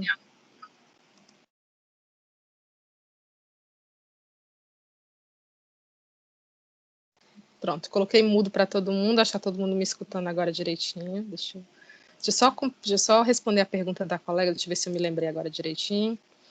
Até quando você pode recorrer? O processo ele tem que ter um fim, tá certo? Em regra, para o processo acabar na segunda instância, tá bom? A não ser que haja realmente alguma daquelas hipóteses que prevêem, por exemplo, o recurso ordinário, tá certo? Ou o recurso especial. Então, quando há essas hipóteses, aí sim você vai poder realmente levar o processo para o STJ e até mesmo para o STF, tá bom? Para isso acontecer, depende realmente da ação em si, do caso que você tem em mãos, tá bom? Se você é um advogado, e hoje em dia, dentro do direito, a gente tem muito isso, se você é um advogado que tem muita perícia, você sabe exatamente como marcar o processo de forma a possibilitar, talvez, uma subida desse processo no futuro. Ou seja, o processo, sei lá, foi para o Tribunal Regional, e aí do Tribunal Regional ele pode... você sabe como levar esse processo para o STJ. Então, o nosso processo civil ele permite muito disso. Né? Seria mentira a gente dizer que isso não é verdade, que não dá para fazer dessa maneira, porque dá. Você sabe como dar um nó no processo de forma a garantir que você tem ali uma possibilidade de levar esse processo através de recurso ordinário, através de recurso especial. Ops, desculpa. Gente, alguém levantou a mão para perguntar. Eu acho que, deixa eu ver aqui, acho que foi a Tânia. Pode perguntar, Tânia. Essa questão do princípio da proibição da prova ilícita, eu lembrei de uma amiga minha, ela foi processar uma pessoa... Não, peraí, só um minutinho. Eu não expliquei ainda o princípio da prova ilícita, mas eu quero ouvir o seu caso. Eu vou explicar e você traz o seu caso, por favor. Tá bom? Guarda aí, Tânia, por favor, tá certo? Gente, o princípio da proibição da prova ilícita, que, nossa, tem até o que tem de jurisprudência do Supremo sobre prova ilícita. O que é prova ilícita? Quando é que uma prova pode ser considerada ilícita? O que é que acontece com a prova ilícita? Mas, gente, em regra é o seguinte, é aquele princípio único, que sempre aparece em prova de concurso, que é a ideia de que da árvore envenenada que envenena os seus frutos. Então, a prova ilícita ela é como se fosse realmente um fruto de uma árvore envenenada. A forma como ela foi obtida é criminosa. Então, se a prova foi obtida de forma criminosa, ou seja, um grampo não autorizado pela justiça, ou então você invadiu a casa da pessoa para conseguir alguma prova, alguma coisa dela, isso é uma prova ilícita. Por mais que ela comprove alguma coisa, mas é uma prova ilícita. Ela não pode ser utilizada dentro do processo. Ela tem que ser retirada, porque ela envenena o processo como um todo. Porque como ela atenta exatamente, você utiliza de uma forma criminosa para conseguir uma prova, você envenena o processo. E, gente, isso é um problema, porque lá no final o processo pode vir a ser anulado. Se a outra parte... Então, é inadmissível. Você tem que estar... Como advogado, a dica que eu dou para vocês, tenham muito cuidado na produção de provas. Garantir a legalidade das provas que vocês anexam ao processo, para que vocês não tragam um problema para vocês lá no final, se o processo ser anulado, né? A parte vem para cima de você como um dragão. Então, cuidado com essas coisas. E aí, por favor, Tânia, pode contar a história, por favor, fique à vontade. Eu lembrei, né? Eu lembrei do caso que a menina estava difamando ela. Ela conseguiu a outra parte, a parte que estava sendo prejudicada, entrar com o processo na justiça.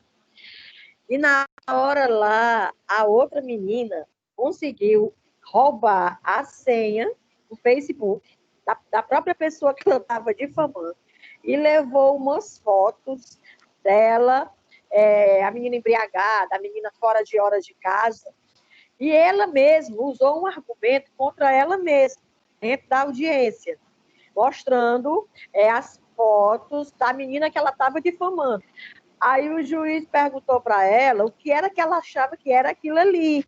Se era a casa da mãe Joana, se era a calçada, que ela tinha feito a questão do princípio da proibição da prova ilícita. Ela roubou a senha, a menina do Facebook furtou a foto sem autorização. André, ela foi tão prejudicada, ela teve que pagar uma indenização. O juiz mandou parar tudo, dizendo que não precisava mais apresentar nenhum tipo de prova, que ela fosse estudar, antes dela querer falar alguma coisa, e ela tinha usado um argumento contra ela mesma, tinha assinado uma sentença para pagar a indenização, ela mesma fez o recibo, ela mesma assinou e ela mesma carimbou. Peraí, deixa eu ver se eu entendi. Era um processo de difamação, era isso? Pronto. Processo sobre difamação, tá Ela certo. estava... Pronto. Era questão, E aí, nesse processo questão... na processo de difamação, ela, para comprovar que o que ela estava dizendo era verdade, isso não tem nada a ver com o crime de difamação. Pessoal, uma coisa muito importante, mesmo que seja verdade, você não tem o direito de estar fofocando sobre a vida de ninguém. Tá, então você não tem o direito. O conteúdo da lei, ele não se deve a saber se aquilo dali é verdade ou se aquilo dali é mentira, tá certo?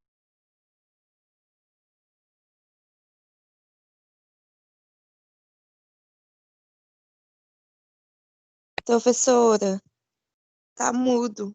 Mudo. Desculpa, é que eu mutei todo mundo e acabei me mutando também. Desculpa, pessoal, foi sem querer. Deixa eu...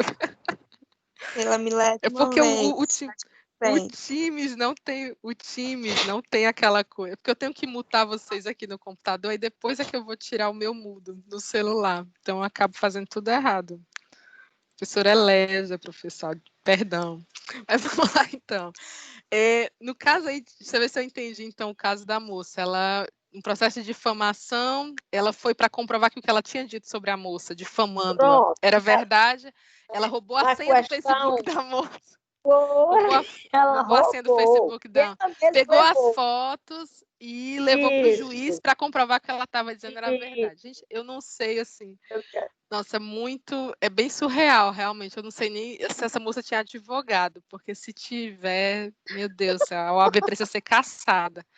Porque, gente, assim, como eu falei para vocês, a primeira questão do crime de difamação, vocês podem perguntar para o professor de penal de vocês, que é muito melhor, né? Vai dar uma explicação muito melhor que a minha, com certeza. Mas para o crime de difamação, não é importante se aquilo ali que você está dizendo é verdade. Não interessa. O que interessa é que você não pode... A vida dos outros não é da sua conta. Então, você pode sair dizendo por aí no Facebook, no Instagram, no WhatsApp, que a pessoa lá é bêbada, que passa o dia na farra, coisas tipo. Isso não é da sua conta. Então, você não pode. Você difamar a pessoa, mesmo que seja verdade. Mas você difamar a pessoa... O crime é esse. O esqueleto do crime é esse. Difamar. Ou seja, você falar de uma pessoa. Então, essa coisa de você ficar fofocando sobre os outros não é. E a prova ilícita, meu Deus, eu não consigo nem imaginar. A mulher podia ter saído dali, sabe Deus como, né? Mas você roubar a senha de uma pessoa, você invade exatamente o artigo... Você viola aí o artigo 5º. Você viola aí o artigo 5º e, obviamente, aí o princípio da intimidade, da vida privada, né? A própria honra, a imagem dessa pessoa já estava completamente violada. Tem uns casos interessantes, eu me recordo de um caso, eu acho que passou até no jornal, não me lembro direito dessa história. Eu era adolescente, mas de um juiz no interior, que uma moça tinha sido difamada, e o juiz mandou que a outra parte... uma moça tinha sido difamada que tinha traído o marido, e o juiz mandou que a outra parte que tinha difamado agora pegasse um carro de som e saísse dizendo pela cidade inteira que a pessoa tal não tinha traído o marido. Eu me pergunto assim, o que é pior, sinceramente, se foi a sentença ou se foi a difamação, porque não faz o menor sentido, né, pessoal, obviamente. Mas com casos que aconteciam, né? E a gente tem que ver a maturidade constitucional do nosso povo, de você entender o que é vida privada das pessoas, de você entender o que é a intimidade das pessoas. Que você não pode sair falando da vida de ninguém por aí, né? Então, isso é muito importante, mas é um processo de maturação constitucional, de constitucionalização da mentalidade das pessoas, né? Então, gente, a ideia é essa: você não pode utilizar uma prova ilícita porque ela vai envenenar o processo como um todo, vai até mesmo anular esse processo lá no final, vai trazer um grande problema para você como advogado, no caso de vocês futuros juízes, futuros promotores, vai trazer um grande problema. Então, você prezar pela legalidade das suas provas. Ah, mas Andra, se a gente, nossa, eu sei que aquela pessoa cometeu esse ato, eu sei que essa pessoa fez isso. Então, eu tenho que ter o direito, por exemplo, de conseguir juntar uma prova, mesmo que seja uma prova ilícita. Não. A gente tem que prezar realmente pela legalidade dos nossos atos. É muito controverso esse princípio, muito controverso. Tem muita gente que realmente propugna a necessidade de que você tenha o direito de juntar qualquer tipo de prova, tá certo? Mas isso aí vai acabar envenenando o processo como um todo e danificando ainda mais na mentalidade das pessoas o sentido de civilização, de você ter um processo que você respeita as regras. Você não pode desrespeitar as regras para fazer o processo.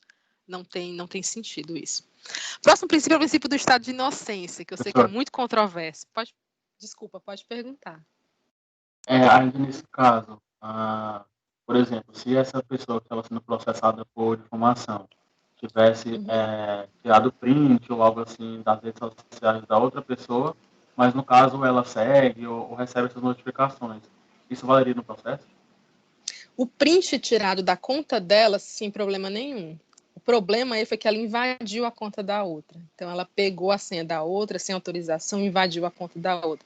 Isso foi que caracterizou a prova ilícita. Mas, por exemplo, se ela segue no Instagram essa pessoa, e ela printou do Instagram, se fosse para um outro caso, não difamação, serviria. Mas o problema é que o próprio processo de difamação ele não permitiria esse tipo de coisa, entendeu? Porque o núcleo do crime não é se você pode provar o que você está dizendo, é o fato de você difamar a pessoa. Então, ela ainda perderia o processo de qualquer maneira. Mas aí, no caso, a prova não seria ilícita, tá certo? Então, ela pode juntar a prova que ela quiser, mas não seria ilícita. O ilícito aí foi porque ela invadiu a conta da outra. Gente, como é que a pessoa consegue a senha do Facebook de uma criatura? Impressionante, né? Impressionante. Princípio do estado de inocência, tá certo? Isso aqui, nossa, deu muita controvérsia e tem dado bastante controvérsia, tá certo? A ideia de que ninguém será considerado culpado até o trânsito em julgado de sentença penal condenatória. Nossa, esse processo aqui eu só consigo realmente me lembrar em termos da prisão do ex-presidente Lula, tá certo? Houve muita controvérsia em relação a isso. E o fundamento de todas as decisões era exatamente esse inciso, tá certo, pessoal? O artigo 5º, o inciso 57, porque ele prevê exatamente a ideia de que uma pessoa ela é inocente até que o processo tenha fim, a ideia de que o processo realmente, a sentença transitou em julgado. Então, a decisão final foi dada, e aí eu considero aquela pessoa de fato como uma pessoa, como culpada, como condenada. E aí, nesse caso, sendo ela essa pessoa condenada, nesse caso, ela poderia ficar presa. E aí, a questão da prisão em segunda instância, que o próprio Código de Processo Penal trata de uma maneira, e a forma como esse Código de Processo Penal se relaciona com a Constituição é uma outra questão, tá certo, pessoal? A gente está precisando de um Código de Processo Penal novo, todo mundo sabe disso, assim como a gente está precisando de um Código Penal novo, mas eu acho que eu não sou a pessoa mais gabaritada para falar disso, tá certo? Nós temos aí vários projetos de Código Penal desde 1980, sabe, circulando aí, aliás, sendo trabalhados aí na nossa legislatura, no Congresso Nacional, mas eu acho que até hoje a gente não tem nenhum código que seja próximo. O Congresso trabalhou muito mais rápido com o Código Civil de Processo Civil do que trabalhou com o Código Penal e de Processo Penal. Então, eu acredito, eu prevejo, acredito, muita gente sabe disso, a necessidade de um novo Código Penal é gritante. Nós tivemos muitas modificações no Código Penal, mas a necessidade de você reformar o Código Penal nasce da necessidade de você precisar de um novo processo penal. Ou seja, você precisa primeiro reformar o Código Penal para depois reformar o Código de Processo Penal, como aconteceu com o Código Civil. Primeiro nós tivemos um novo Código Civil em 2002 e em 2015 um novo Código de Processo Civil. Mas basicamente seria isso, tá certo, pessoal? É muito controversa, mas a gente tem que respeitar o princípio. Eu acho que o princípio ele é extremamente válido. A ideia de que você realmente só pode considerar uma pessoa culpada de fato, e eu acho que esse é o núcleo do inciso, é de você considerar uma pessoa culpada, considerar alguém culpado após o trânsito em julgado da sentença penal condenatória. O que gerou a controvérsia toda é porque o Supremo ele mudou de posição diversas vezes. Ele mudou em 2009, ele tomou uma decisão, ali a vinculação era muito mais o pensamento do Gilmar Mendes, né? Essa corte constitucional que a gente tem hoje é chamada de corte Gilmar Mendes, porque muitas das decisões saem realmente da mentalidade política dele, da mentalidade constitucional dele. Você lê o livro do Gilmar Mendes, você entende muito o livro Direito Constitucional e Processo Constitucional do Gilmar Mendes, que é um livro que eu recomendo para quem é concurseira, você entende muito das decisões do Supremo Tribunal Federal. Mas em 2016 houve uma mudança, tá certo, de permitir a prisão, mesmo realmente sem o trânsito em julgado, mesmo com a sentença, com a ação tramitando ainda, e posteriormente a gente teve aí uma nova decisão que, de certa forma, acabou beneficiando algumas pessoas que estavam presas, apesar do processo continuar tramitando. Uma dessas pessoas, inclusive, foi o ex-presidente Lula, tá certo? Alguém levantou a mão, pessoal, vi agora, desculpa, pode perguntar.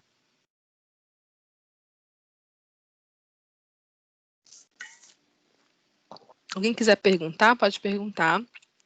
Eu sei que é bastante controverso, mas eu não vou me adentrar muito aqui não, porque eu acho que vocês têm muita coisa para discutir com o professor de penal, com certeza.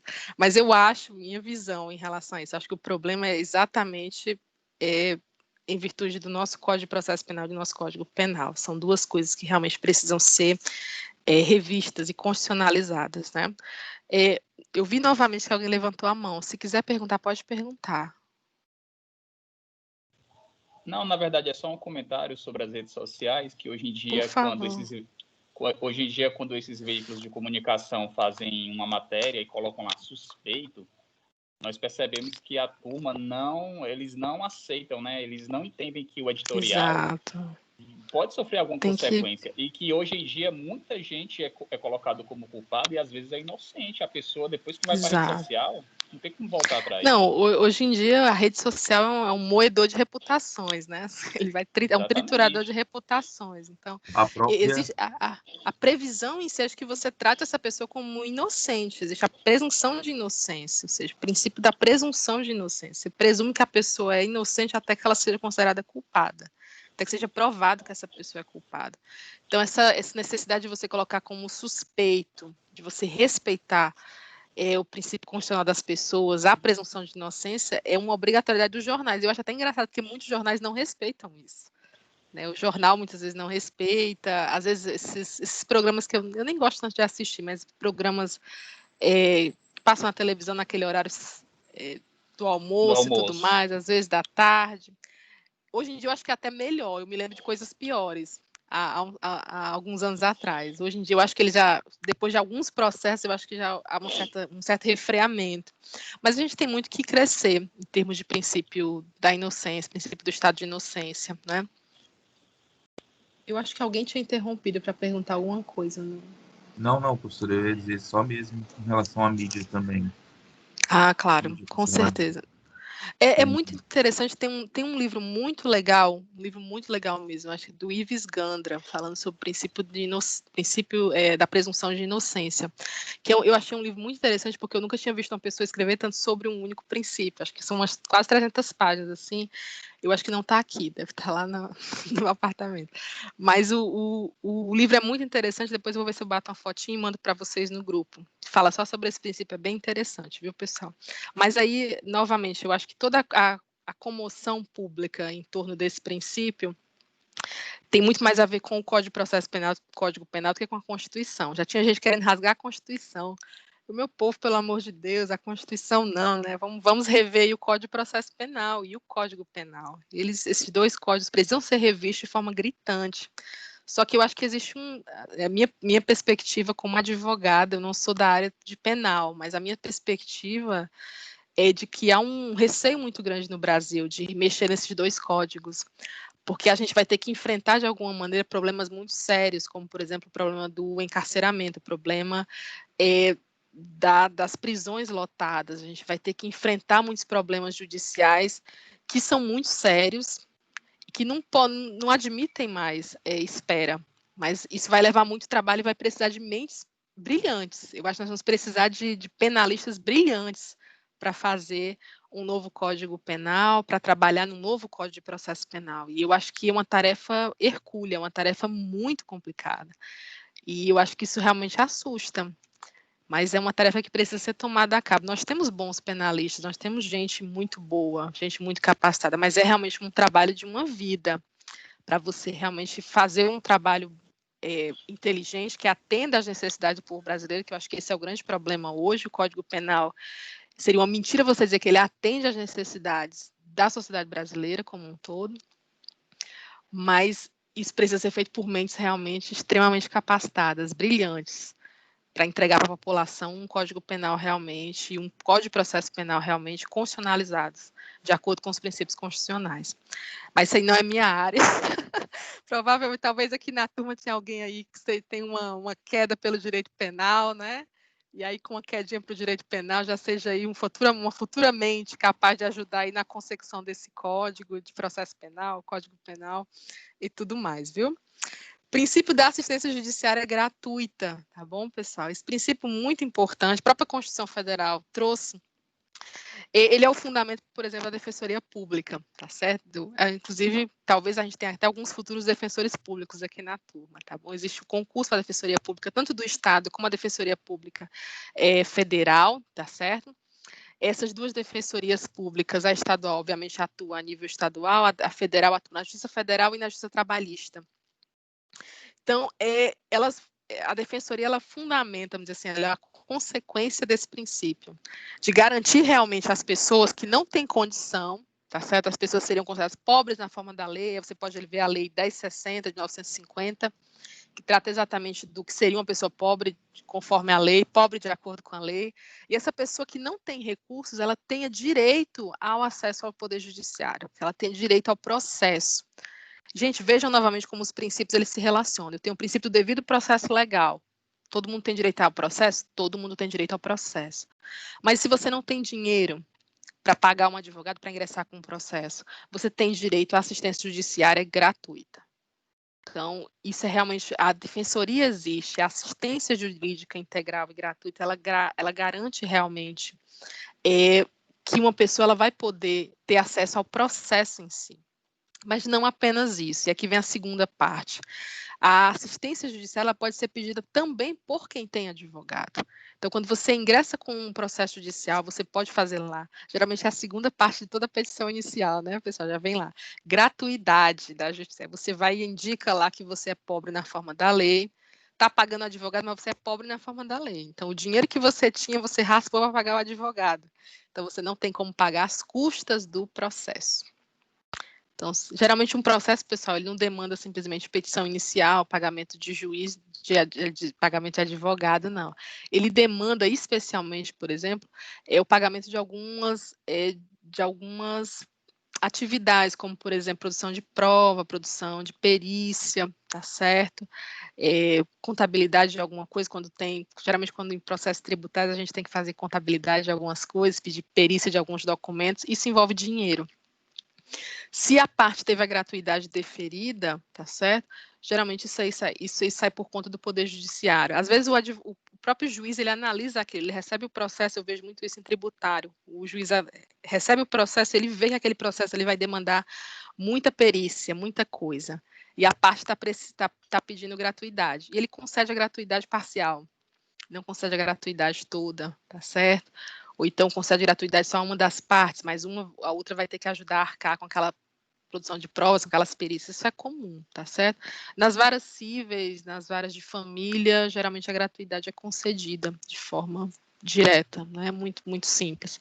E é uma coisa que às vezes as pessoas esquecem, o advogado coloca lá gratuidade da justiça, mas quando chega lá nos pedidos, ele não pede.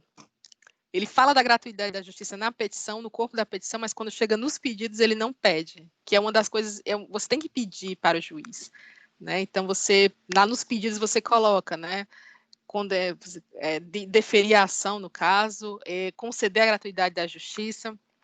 Então, é necessário que você repita isso lá no final, nos pedidos, no final da petição inicial.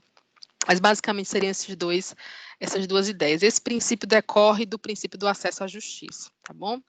Princípio da inafastabilidade. Pode perguntar. No caso, tem que comprovar? No caso, você junta ali as suas contas, né? Comprova que você não tem condição de arcar com os custos do processo. Eu já vi de tudo. Quando a pessoa junta, por exemplo, ali a cópia da carteira de trabalho, coisas desse tipo, você não, assim, não tem muito sentido. Quando um processo de família, quando eu pego processo de família, por exemplo, e a mãe, ou um processo de investigação de paternidade, e a mãe pede gratuidade à justiça, geralmente o juiz concede. Porque se ela está pedindo pensão alimentícia, provavelmente ela não tem dinheiro, né? Não está muito claro isso.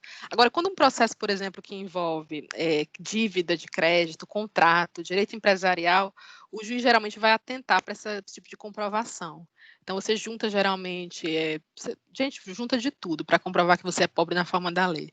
Dívida de cartão de crédito, junta dívida de empréstimo, dívida de não sei o que você tiver. Se você estiver representando uma empresa, você junta esse tipo de documento e coloca lá, tá certo?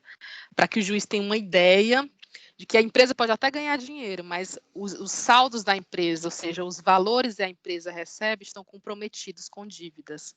Então, por isso, a empresa não teria condição de pagar as custas daquele processo, tá certo? Então, depende bastante, mas, geralmente, quando a outra parte, por exemplo, contesta a gratuidade, aí você é chamada a juntar mais provas, mas, em regra geral, as suas comprovações de que você, por exemplo, trabalha e ganha um salário mínimo, já comprovam claramente que você tem a gratuidade, que você tem direito à assistência judiciária gratuita, tá certo, pessoal? Mas depende, né? Você esteja sempre pronto. Se você está pegando direito, eu sempre vejo, tributário a gente sempre tem que provar. A empresa sempre tem que provar que ela não tem condição de arcar com as custas do processo.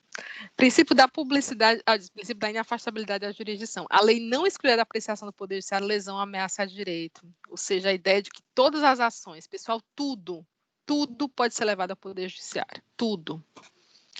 Então, não existe nenhum tipo de limitação. A pessoa me chamou de feia, eu posso entrar com processo contra ela? Pode. Não tem nada que impeça. Vai, com certeza, o princípio da bagatela, mas você tem direito de entrar com processo. Ou seja, toda lesão ou ameaça a direito tem direito de entrar no Poder Judiciário. Claro que isso é um exagero tremendo, né, pessoal? A pessoa me chamou de feio, eu vou entrar com processo contra ela. Mas a ideia é realmente de que você se sentiu lesionado, você teve os seus direitos fundamentais de alguma maneira violados, você tem direito de entrar com processo. A ideia é basicamente essa, tá certo? Ou seja, que toda lesão ao direito possa ser levada ao Poder Judiciário. E aí a publicidade dos atos processuais e o princípio do juiz natural e da imparcialidade, que a gente até falou, inclusive. O princípio da publicidade dos atos processuais, novamente remetendo àquele que a gente tinha falado anteriormente, da fundamentação das decisões. A ideia de que os atos processuais, eles são públicos, tá certo, pessoal? A não ser que, tá bom? Exige um interesse social, uma defesa da intimidade. E aqui, novamente, é a fundamentação, inclusive das ações judiciais que entraram aí no STJ nesse tempo de pandemia, né? Publicidade dos atos processuais e tudo mais. Mas, em regra, os atos processuais são públicos. Em tempos normais, você pode assistir um júri, você pode assistir uma audiência. Hoje em dia, infelizmente, não. Mas você pode ter acesso, você pode ver as audiências, você pode ver pelo próprio YouTube da TV Justiça, você pode ver ali as sessões que foram gravadas e analisar o comportamento do juiz. Tudo isso tem que ser público, tá bom? Eu mesma acesso bastante, porque eu analiso as ações do Supremo Tribunal Federal. Então, acabo tendo que realmente analisar para poder estudar isso. E eu não poderia fazer isso, não seria possível fazer isso se esse processo não fosse, se essa atividade do Poder Judiciário não fosse pública. Tá certo? Muito importante isso. O princípio do juiz natural é da imparcialidade, ou seja, ninguém será processado a não ser pela autoridade competente, já tínhamos até falado sobre isso. E basicamente é isso, tá bom?